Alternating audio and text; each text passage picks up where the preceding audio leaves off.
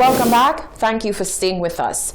Videos of supporters of the United Workers' Party and the St. Lucia Labour Party clashing over the weekend are making the rounds on social media. On Sunday evening, Barbano police intervened in a clash involving supporters from the two parties. The party supporters pushed, hit and tugged at each other as an argument over road markings escalated. On Monday, Prime Minister Alan Chastanet posted this message to his official Facebook page. It reads, quote, "Always remember that even though someone is your political adversary, that does not make them your enemy. We all want the best for St. Lucia. Let us respect each other's right to have a difference in opinion," end quote. A few weeks ago, we reported on Castries Southeast MP Guy Joseph calling for SLP political leader Philip J. Pierre to have his supporters calm themselves. According to him, SLP supporters were becoming increasingly agitated and were engaging in acts of aggression toward UWP supporters. The SLP, for its part, has maintained that it is the UWP and its supporters who are engaging in acts of provocation meant to incite violence and give government a reason to delay elections. As St. Lucia prepares for the arrival of its first cruise vessels since the COVID-19 pandemic, the Ministry of Tourism is laying down the ground rules for how visitors to the island will be able to partake in the country's offerings. Celebrity Millennium will call into Port Castries on the 29th of June with some 400 passengers. The Director of Product Development within the Ministry of Tourism says that locals will be able to benefit from the resumption of cruise tourism. After a 15-month hiatus, cruise vessels will return to St. Lucia's shores on June 29th, albeit with much stricter protocols being enforced. The cruise subsector has been the last of the tourism sector to resume operations. Following the announcement by tourism officials that the vessels would return to the island earlier than expected, the ministry sought to further clarify how these visitors would interact with locals. And Margaret Adams is the Director of Product Development within the Ministry of Tourism. Fully vaccinated, they will be given an identification band similar to your land-based visitors. Your land-based visitors are allowed to roam freely if they're fully vaccinated.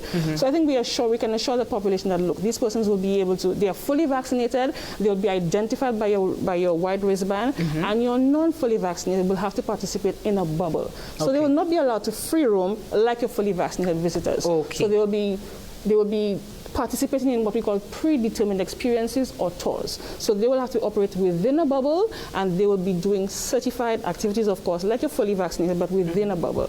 While you're fully vaccinated, they can roam the island, they can participate in your beaches, in approved beaches, they can participate in your shopping activities and other recreational activities. Margaret Adams says that the Ministry of Tourism has been working assiduously to prepare locals to interact with visitors in the safest way possible. Your tours, your transportation sector, your transportation providers, your sites and attractions, your vendors. And in fact, as of yesterday, we had a meeting with our vendors to prepare them in terms of what are the expectations, what are the guidelines surrounding, cruise passengers when they do come in. So the locals will be able to participate. I must say that they'll be able to benefit from the services that they will be able to provide to your fully vaccinated as well as those who are non-vaccinated, but within a bubble. The Ministry of Tourism will work closely with the Ministry of Health to ensure that protocols are adhered to under the strictest of guidelines.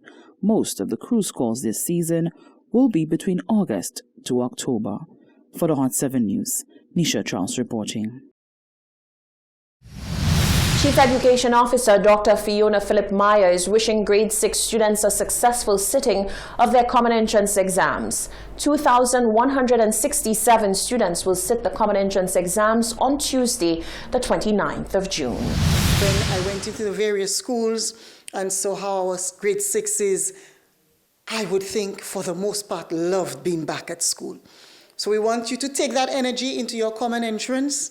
We want to encourage our parents to be kind to our students, to not put undue pressure on them, to really enjoy the moment with them, to applaud their efforts, to appreciate their skills, but to wish them well. As they move into the final days, it is just time to relax with family, and we do hope that whatever results come out, we can be pleased with them. We are part of the Universal Secondary School Education Program, and so every one of our children gets an opportunity. But we want to make sure that whichever secondary school they go to, they are pleased with their own efforts. Come the new academic year, the common entrance exams will be replaced by the CPEA, the Caribbean Primary Exit Assessment. Dr. Myers says that training is already being done to prepare teachers for the assessment, which will be done over a 2-year period. And it is another opportunity for us to look at other skills and not only the traditional sit-down common entrance, but assessments as we go along throughout the period of time that will also contribute to the students' end grades. I'm sure that many parents can look online to find out more information about the CPEA, and similarly, we are providing parent meetings to give our parents more information in a more intimate and small group setting. That was Chief Education Officer Dr. Fiona Philip Meyer. The deputy leader of the St. Lucia Greens Party says it should be made mandatory that all political parties declare who finances their political campaigns. Aaron Alexander says there is a great need for campaign financing reform, as it is very possible for an election to be swayed by the level of financing a party receives.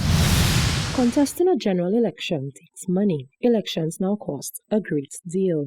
Most of the expenditure is on television, radio and newspaper advertisements, transportation to rallies, food and drink, and gifts or cash for voters. Elections in CARICOM states are privately funded. The system thus tends to favor established parties and incumbents with existing state control or established support amongst local and expatriate business communities. There is no ceiling on the funding parties can raise or spend, and with few exceptions, donors are not obliged to declare what they give, nor are parties obligated to declare what they receive.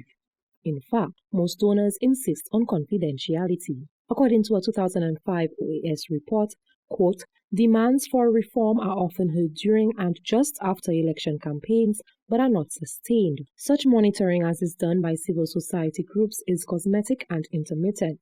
So far as can be determined, there has never been a case of a candidate or party being charged with an election funding offense and made to pay a penalty. End quote. This year, the general election will be contested by the National Greens Party, NGP. The deputy leader, Aaron Alexander, says it is wrong for the public to be left in the dark when it comes to who is financing political campaigns. We believe in campaign finance should be declared, and people are supposed to know who is financing what.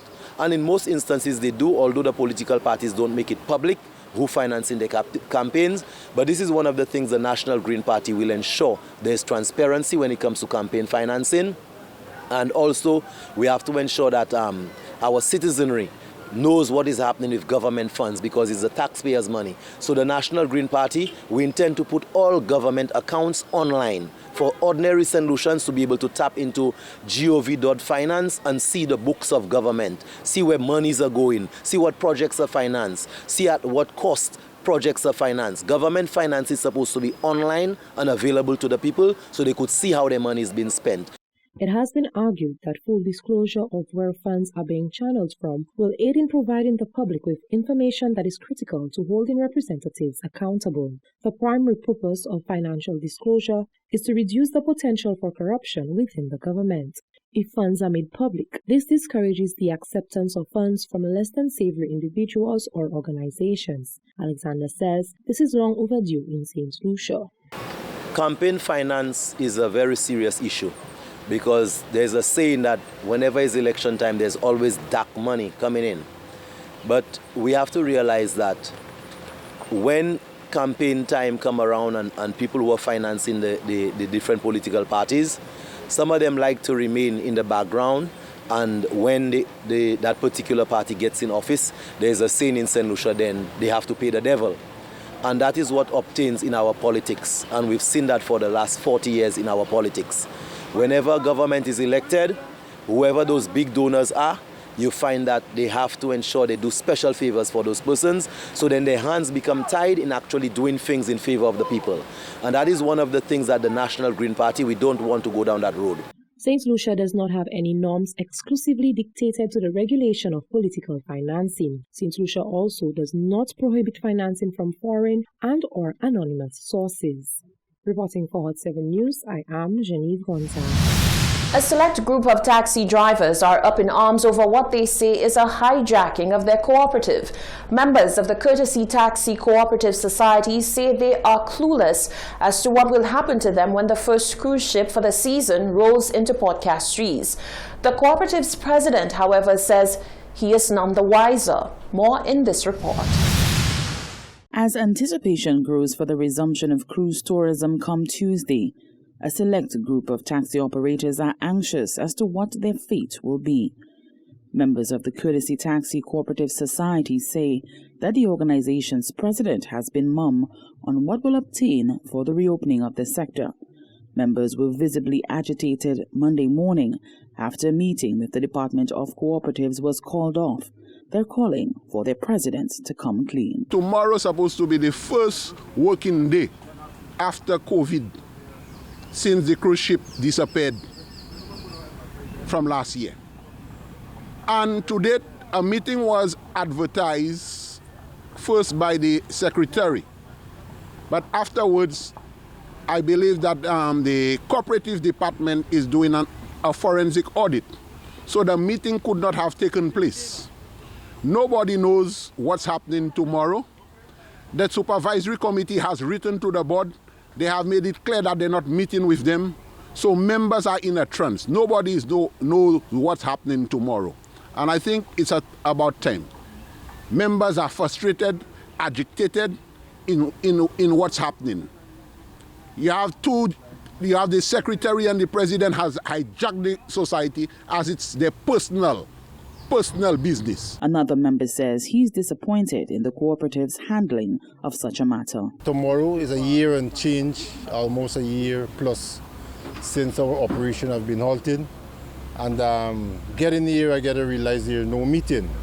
But at least what I'm saying is that the leaders should have been here to at least brief us what's going on tomorrow, what's going to be the operation, the way of operation tomorrow. But we see nobody. I've seen a lot of disgruntled members here. And I think it's unbecoming for a big organization like Courtesy Taxi with over 200 members that we're in this dilemma. President George Joseph says that he's just as concerned as the members, but sought to bring some comfort to the members. I don't know what complaint you receive from our members, but basically everything happened as of late.